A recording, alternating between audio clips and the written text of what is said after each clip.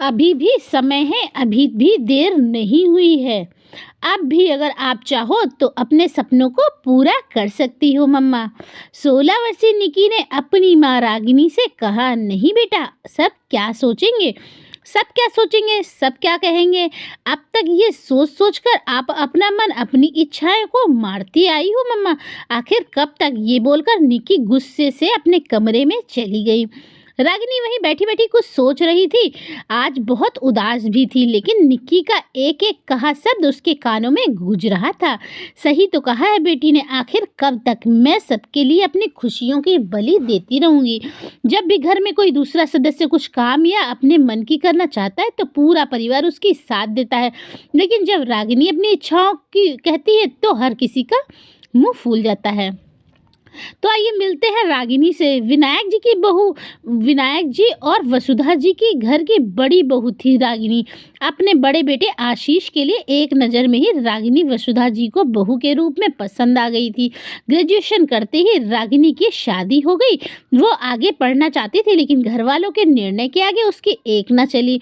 फिर वसुधा जी ने रागिनी से कहा कि वो शादी के बाद भी अपनी पढ़ाई जारी रख सकती है, या तो उसकी मर्जी हो तो वो कर सकती है, उसे कोई ऐतराज नहीं होगा।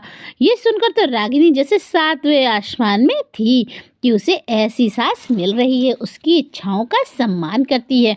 लेकिन शादी के बाद जब उसने पढ़ने की इच्छा जताई तो उसे कोई ना कोई बहाना बनाकर टाल दिया जाता था और मन मसोस कर वह रह जाती। उसका पति आशीष अगर उसका साथ देता तो घर में कलह हो जाती। इसीलिए रागिनी ने अपनी खुशियां त्याग दी और वो 2 बच्चों की माँ भी बन गई। सब काम करती, सबका ख्याल रखती, लेकिन मन में एक कसक सी थी। जब बच्चे बड़े हुए तो उसने सोचा क्यों ना एक छोटी मोटी नौकरी ही कर लूँ, जिससे उसे कुछ सुकून मिले। तब सासू माँ और ससुर जी का जवाब आया, भले घर की बहुएं बाहर नौकरी करने नहीं जाती हैं, आखिर तुम्हें क्या कमी है यहाँ, अपना घर और बच्चे संभालो, यही तुम्हारा काम है। रागिनी विरोध नहीं कर पाई और फिर आंसुओं के घूंट पी कर रह गई। कुछ साल बाद घर में छोटे बेटे योगेश की शादी हुई और शालिनी घर की छोटी बहू बनकर आ गई। सबने शालिनी को धूमधाम से स्वागत किया। रागिनी भी शालिनी को अपनी देवरानी के रूप में पाकर बहुत खुश थी। उसे लगता था जैसे कोई और घर का ऐसा व्यक्ति आने वाला है जो उसके मन की तकलीफ शायद समझ पाए। शालिनी शादी के पहले नौकरी करती थी और शादी के बाद भी उसने अपनी नौकरी पर जाना जारी रखा। अब धीरे धीरे सासू माँ का रवैया बदलने लगा था। जहाँ वह रागिनी की बात बात पर टोकती थी, वही शालिनी की हर बात में हाँ से हाँ मिलाती। रागिनी को यह सब देखकर बहुत हैरानी होती। अगर सासू माँ उसकी देवरानी से कुछ भी कहती तो देवरानी को देवरानी 2 टूक का जवाब देकर सासू माँ का मुंह बंद कर देती थी। यह सब देखकर भी रागिनी की हिम्मत नहीं होती थी। वह अपनी देवरानी की तरह सासू माँ को जवाब दे या उनकी बातों को अनसुना कर दे।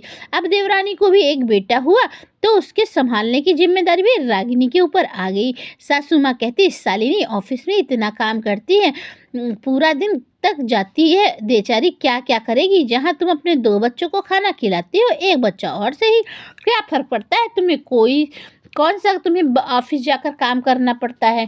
रागिनी का मन होता कि वह बोल दे, लेकिन घर की शांति के लिए अक्सर चुप रह जाती थी। एक दिन आशीष ने रागिनी को अपने पास बिठाकर कहा, देखो रागिनी, अपनी खुशियों के लिए तुम्हें आवाज़ उठानी पड़ेगी।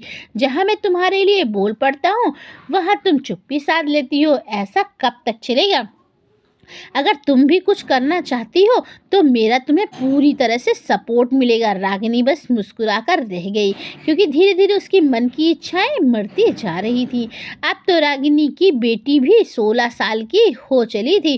अब चलते हैं वर्तमान में। एक दिन घर पर रागिनी और उसकी बेटी निक्की के अलावा कोई भी घर पर नहीं था।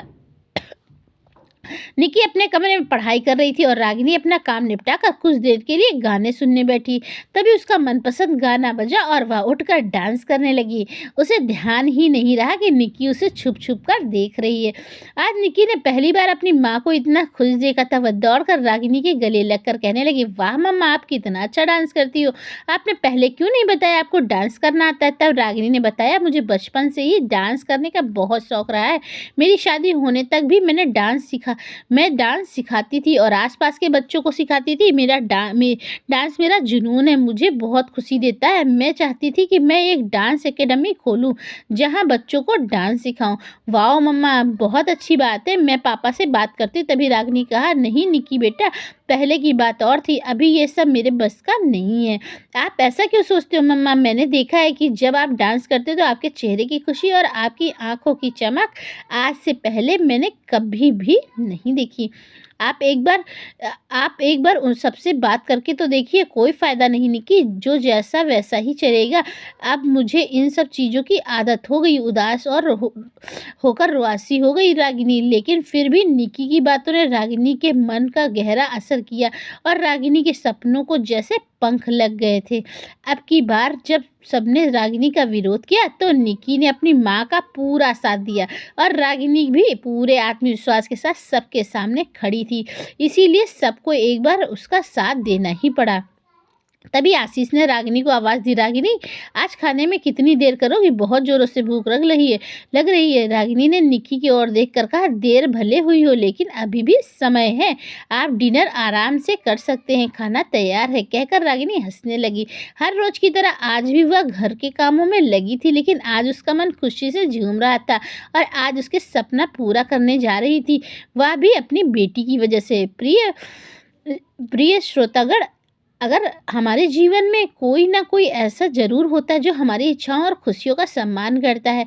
आपके जीवन में ऐसा कौन है जिसकी वजह से आपका इस तरह से साथ दिया हो?